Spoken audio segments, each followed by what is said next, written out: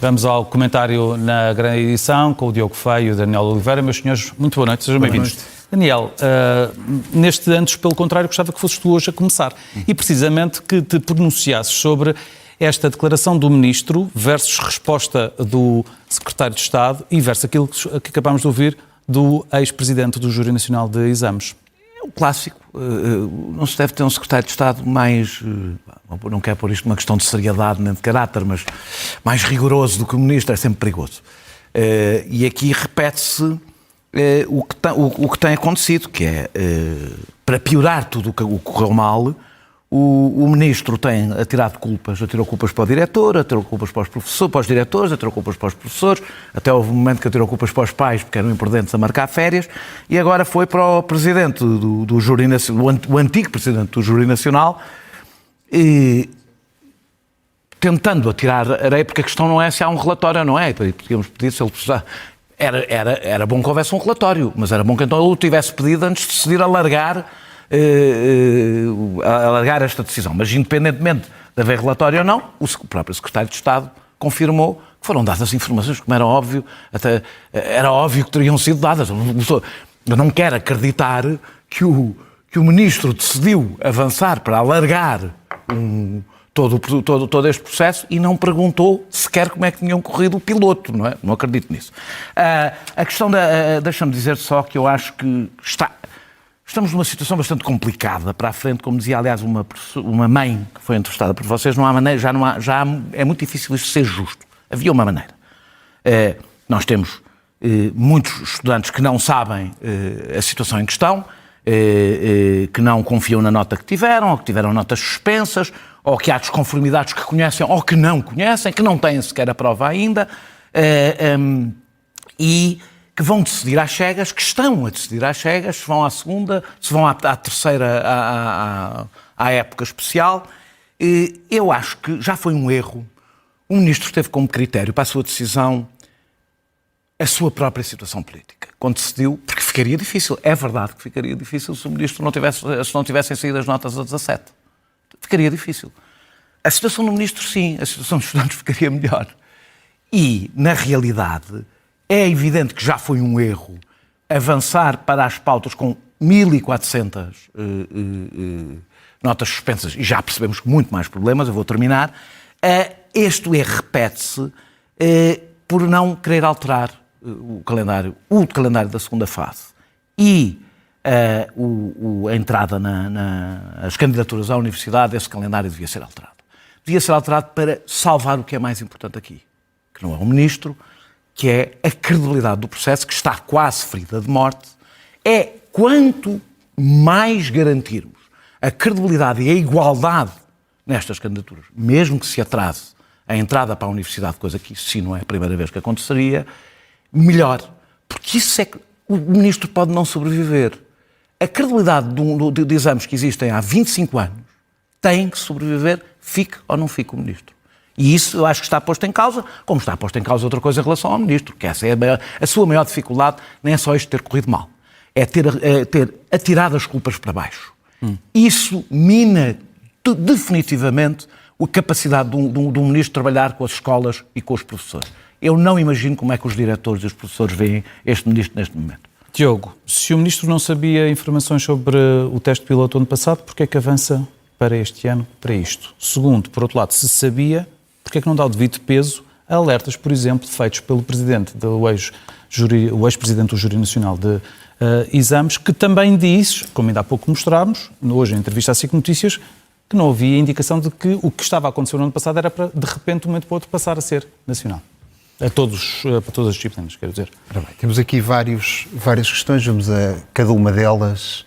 Se não sabia informações, porquê é que avança? Por partes. Podemos começar por essa. A primeira, eu quero dar aqui um conceito geral. Eu, mais do que estar a discutir o passado, interessa muito mais aquilo que vai acontecer no presente e no futuro em relação a todo este processo. Até porque vai haver uma auditoria que, evidentemente, vai a todos os passos daquilo que Sim, mas estamos a falar do presente. Sucedeu. De palavras do Ministro da Educação. Não, estamos a falar de um facto que é um facto passado, que é o de ter ou não existido uma informação sobre um relatório.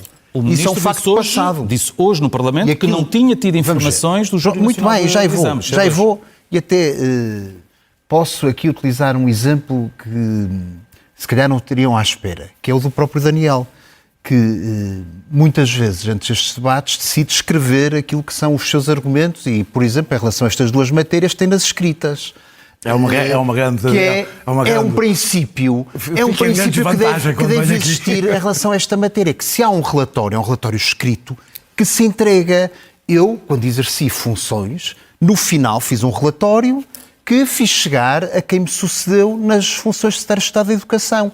É o princípio geral, não precisa que ninguém me pedisse. Isso não é pedido, o responsável político não deve pedir por ele? A questão é que vamos cá ver uma coisa. É que o Ministro diz hoje que não tinha informação e o Secretário de Estado diz que tinha informação. E o próprio Ministro não tem o relatório. Se a pergunta deveria ou não ter pedido. Se a pergunta é, deveria este processo ter começado de outra maneira, eu já disse não sei quantas vezes, deveria este processo ter começado de outra maneira. Não é o Ministro tem culpas, não isso? é um ponto de discussão, não é uma questão de culpas ou deixar de ter culpas. Responsabilidades. Ou responsabilidades. O princípio geral é, na minha opinião, quem abandona um lugar deixa um relatório escrito em relação a esta matéria. Não é uma informação propriamente de conversa. Portanto, a responsabilidade é do ex-presidente. É a minha opinião, do mas Nacional. eu não estou aqui. Calhar devíamos demitir o ex-presidente. Eu não estou aqui a determinar responsabilidades. Nem o meu princípio é tudo isto tem que ser com uma responsabilidade que vamos aqui estabelecer qual é. Vai existir uma auditoria. Deixemos a auditoria funcionar. Neste momento é muito mais importante o modo como vai decorrer para a frente todo este processo. Eu também poderia trazer aqui... Eu poderia... Não, aí é que está. A minha grande diferença em relação àquilo que o Daniel disse é que eu acho essencial que o próximo ano letivo se inicie... Na faculdade, estamos a falar da universidade. Com certeza. Portanto, é esse que está em causa. É esse que está em causa. De início de ano letivo na universidade? É? Não deve haver. Não deve haver. E para não haver esses adiamentos, não podemos estar a adiar fases. Vamos ver, nós temos primeira fase, segunda fase, terceira fase. E aquilo que se determinou é, na segunda fase, que é uma fase em que já grande parte das vagas ficou, por assim dizer, na primeira, portanto é residual, a terceira ainda mais residual vamos ter 2 exames. Um exame agora e outro exame em setembro, para aqueles alunos que ainda ninguém sabe muito bem como é que funciona. Para aqueles alunos, ninguém sabe bem como é que funciona. Para aqueles alunos, mas com certeza que haverá tempo até setembro de o conhecer. Não há, porque os alunos parece uma coisa relativamente agora. evidente. Para aqueles alunos, Daniel, para aqueles alunos que não se puderam inscrever para fazer já por falhas que existiram no sistema, erros que existiram no sistema, já os conhecemos, aquelas notas que saíram com o -3, que era um código, ou aqueles que saíram com a nota em suspenso e, portanto, não tiveram a possibilidade de ponderar o que é que iam fazer. Se iam pedir o recurso, se iam para a segunda fase e, portanto, se eles decidirem ir à segunda fase, vão fazê-la mais tarde. Pode-se dizer, há aqui uma diferença, porque é impossível os exames serem iguais. O primeiro da primeira fase e o segundo da segunda fase. Mas essa diferença existe entre todos os exames. Existe entre o da primeira fase, o da segunda e o da terceira. Existem entre exames que nós fazemos sobre as mais diversas matérias e entre uma época normal e de recursos que existe na faculdade. Perceber a dimensão que as coisas têm. Hoje, da última vez que vi o número, estavam 300 alunos, só 300 alunos é que já se tinha candidatado. O ano passado, no primeiro dia, foram 10 mil. Isto nós conseguimos perceber a quantidade de alunos que estão pendentes, à espera, e por isso é que eu não percebo. Eu confesso que não percebo. O primeiro ano, o ano letivo não atrasa só para o primeiro ano da faculdade. Os próprios reitores mostraram disponibilidade para adiar um pouco o ingresso. A questão da segunda fase. Podem começar a fazer as praxes antes de começar o ano letivo. A segunda fase. Há sítios que não têm praxe. Esse argumento das praxes, eu também o li, não me parece muito razoável, sinceramente. Estava a fazer uma piada. Estava a dizer que pode... Pois, mas foi assumido como não piada já por outras pessoas, mas tudo bem. Não tinha ouvido. Eu pensei que estava a ser original, por acaso fico triste. O que nós percebemos é que não se trata só da diferença dos exames. Nós temos alunos a tomar decisões sobre o seu futuro sem informação. E isso é a maior das injustiças. Há alunos, Daniel, por exemplo... quantificas isso? É que nós andamos Acabei de quantificar 300, não, 300 candidatos em vez de 10 mil no primeiro dia. E sabes lá quantos é que vão aparecer ainda? Não sabemos. Não é? É que nós estamos, por exemplo, constantemente aqui com... Todos os números estão até... É evidente, a mim parece uma coisa relativamente evidente que não vamos ter 2%, como tem acontecido, de pedidos de recurso. Vamos ter mais. A FNEP pode ser 10% ou 20%. Agora, é uma previsão. Não sabemos quantos é que vão ser. Não sabemos e nós estamos constantemente... a dificuldade que tenho é a de estar constantemente com juízes que ultrapassam o dia de hoje. Porque este processo tem que ser acompanhado ao dia e com decisões de natureza política tomadas ao dia. Porque, infelizmente, aquilo que sucedeu não foi melhor. Mas já agora... Temos de avançar, por exemplo, um caso em que correu mal, só muito rapidamente, foi o caso da Suécia. A Suécia foi um caso que correu mal e até voltaram atrás neste modelo igualzinho ao português, com problemas diferentes, curiosamente, deste. Cada país tem as suas particularidades. Foi uma questão de proteção de dados, porque dados foram tornados públicos para além da própria escola, coisa que não podiam ser. E em segundo lugar, foi uma total incapacidade do próprio sistema de responder e de ter notas. E, portanto, até se poderia dizer, o caso da Suécia, o caso da Suécia foi distinto. O que estás a dizer é que a Suécia teve pior. Temos de avançar, Diogo. Temos de avançar. Também foi antes. Temos de avançar, mas também foi antes. A educação tenha sido demitido. Sueco. Falamos de outro ministro? Falamos do Ministro da Administração Interna, que hoje quebrou um silêncio para se queixar de ataque à honra e à dignidade e dizer que há questões a passar-se. Tem um Ministro quanto tempo para poder reunir todos os documentos que diz que está a reunir para depois os poder esclarecer o país como o Primeiro-Ministro tinha prometido? Há esclarecimentos que não precisam de documentos. Bem, eu acho que há aqui duas áreas diferentes, eu vou tentar ser rápido. Há a história do empreiteiro da PJ que por arrasto fazia, estou eu a dizer, fazia umas obrazinhas no monte, é tudo um clássico. A piscina que era um tanque, não é licenciado. E agora há outro lado. Pagamento em dinheiro, as travessas, há partes até caricatas, como as travessas da... Sim, agora há o outro lado que é mais relevante, não é? Mas é que este lado tem um problema, que até agora este lado não permitiria a admissão do Ministro por uma razão. Porque o padrão ético e a bitola ética que foi definida pelos portugueses é tudo o que não é crime, não é um problema ético, como se viu na história do Primeiro-Ministro Luís Montenegro. Portanto, a partir daqui, nós até podíamos achar que ele se devia demitir. Não estou a ver como é que o Primeiro-Ministro... Mas a validação com a vitória dele nas eleições... Não estou a ver como é que o Ministro Luís Montenegro dizia esta história da tua casa tens que te ir embora sem lhe fazer companhia. Toda esta história do atrelado é um pouco mais complicada. Eu não sei, confesso que não sei. É tão estranha que eu não consigo ainda perceber a dimensão do problema. Que há um problema é evidente, e que é um problema grave é evidente. Eu não consigo perceber. A única coisa que eu precisava que Luís Neves dissesse, a única, neste momento não precisa de juntar papéis nenhuns, é porquê? Porquê é que foi para ali? Porquê é que foi para o empreiteiro da PJ, que também é empreiteiro dele, e ficou com aquele atrelado? E para isso ele não precisa juntar papéis nenhuns. E, portanto, eu, perante o silêncio dele, a única coisa que eu posso concluir é que não há justificação possível. Termino só para dizer, o grande problema do Ministro da Administração Interna é que este Ministro da Administração Interna, nós aliás temos visto, a direita defende o Ministro da Educação e até acha que o Ministro da Administração Interna pode ser uma cortina. E a esquerda não ataca muito o Ministro da Administração Interna. A direita e a esquerda, é o Chega. Porque acha que a esquerda... Eu queria dizer extrema-direita, não queria dizer direita, queria dizer extrema-direita. E a esquerda, porque acha... Como eu acho, acha como eu acho, não tenho nenhum problema em dizer este ministro, um ministro decente. O problema é que a razão que levava este ministro a ser decente, a razão que levava este ministro a ser decente era poder fazer frente ao Chega. Um ministro frágil, no discurso que o Chega tem, um ministro fragilizado como este ministro fica, duvido que possa fazer frente ao Chega. Esse é que é o problema. É que não sei se ele tem condições para continuar a ser naquilo que eu acho decente, do ponto de vista político, claro. Vamos cá ver. Antes discutimos políticas, agora estamos a discutir um político. Claro, o que é toda uma diferença de... no outro também estamos a discutir a competência de um político. É toda uma diferença de... a atuação de um atual titular de um cargo público político, de nomeação política, depois de ter sido diretor da Polícia Judiciária. Muito bem, precisamente. É precisamente essa a formulação. E em relação a isso, também aqui há um processo, não é? E o Ministro aquilo que diz é: estou a recolher um conjunto de documentação, eu quero esclarecer tudo.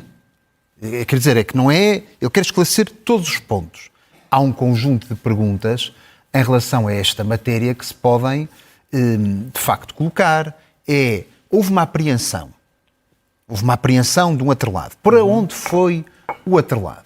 O atrelado depois saiu. Por que razão é que saiu? Com ordem de quem? Para onde foi? Com ordem de quem? Isto é um conjunto enorme de coisas. A própria Porquê é que ele Polícia foi? Judiciária e o atual Porquê é que diretor ele foi? da PJ não sabem, por isso abriu um Pronto. inquérito. Não Porquê é é que ele estranho? foi para o destino agora onde foi encontrado? Porquê é que foi com o amoníaco dentro? Isto é um conjunto de perguntas que é razoável que se façam e que também é razoável que sejam respondidas.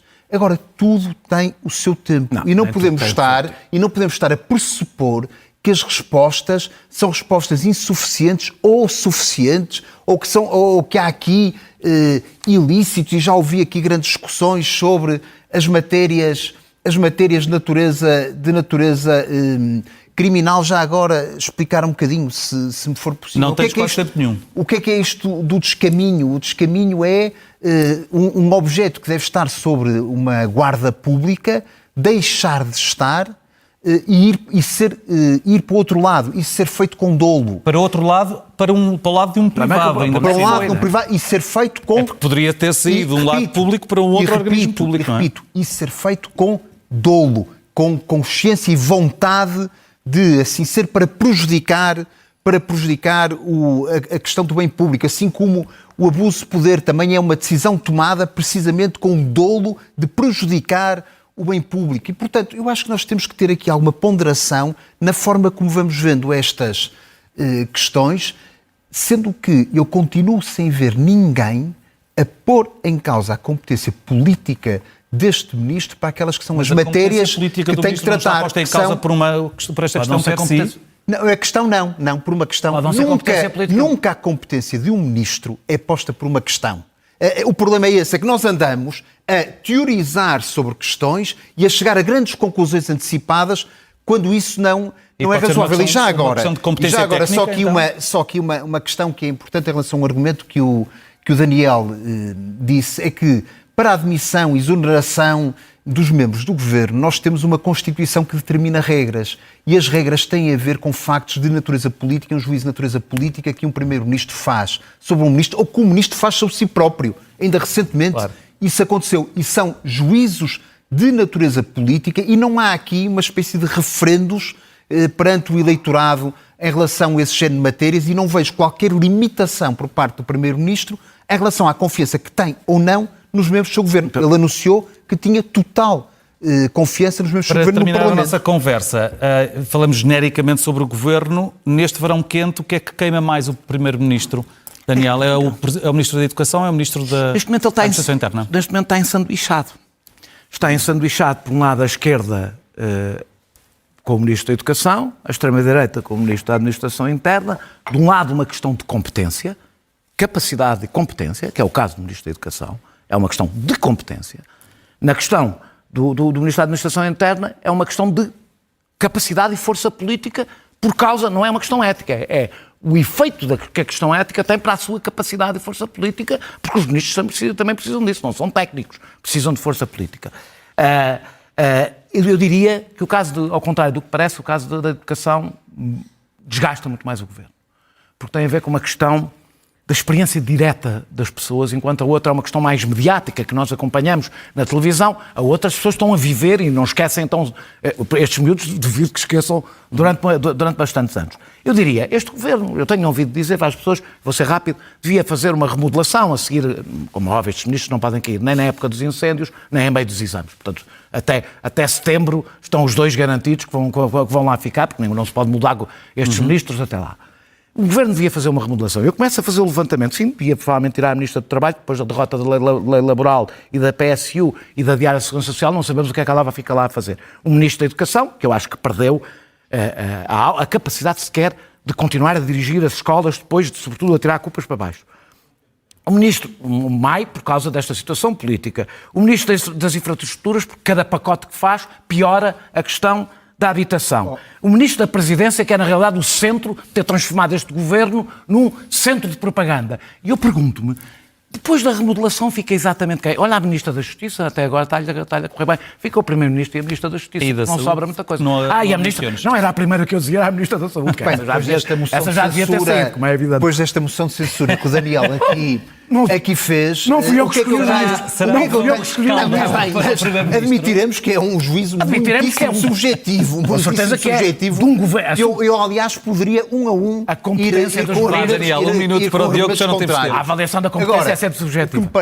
O que me parece, desde logo, vamos então a estes dois ministros. Um minuto. Como eu disse, isto é um processo e aquilo que tem sucedido em relação ao Ministro da Educação é que, num processo que começou muito mal, eu próprio já o disse, tem havido um conjunto de respostas que me levam a pensar que o ano letivo pode começar nas universidades com toda a normalidade e que isso vai ser algo que as famílias... sim, senhora. Já não é possível? Não, com toda a normalidade... A desigualdade já não é possível. Começam a tempo. Que todas as famílias, os alunos, poderão ver isso como um aspecto positivo. Mas também temos um processo em relação ao Ministro da Administração Interna que está a decorrer. Vamos ver as tais explicações e se chegamos a uma conclusão que isto é uma mão cheia de nada. Vamos ver o que é que vai suceder em relação às duas matérias. Independentemente disso, eu acho que há um momento político muito importante nos próximos meses, que é o orçamento. Eu creio que o orçamento vai ser aprovado. Tenho feito não só uma aposta, como quase uma vontade que seja aprovado. Não. O orçamento é em outubro. O orçamento será aprovado eu espero, pelo Partido Socialista e depois há naturalmente uma reflexão, que é uma reflexão do Primeiro-Ministro, um dos que se safa aqui na análise, uma política pessoal, se quer ou não, se considera que é importante ou não dar um novo fôlego para um novo ciclo que se vai abrir, até no plano político, de entendimento entre os diversos partidos. Eu tenho aqui assumido uma vontade que haja uma cada vez maior relação entre a AD e a Iniciativa Liberal. Eu acho que tudo isso é possível a partir de uma remodelação governamental. É um aspecto de natureza política. Diogo Feio, Daniel Oliveira, meus senhores, foi um gosto, foi uma conversa bem animada. Muito obrigado. Boa noite. Obrigado.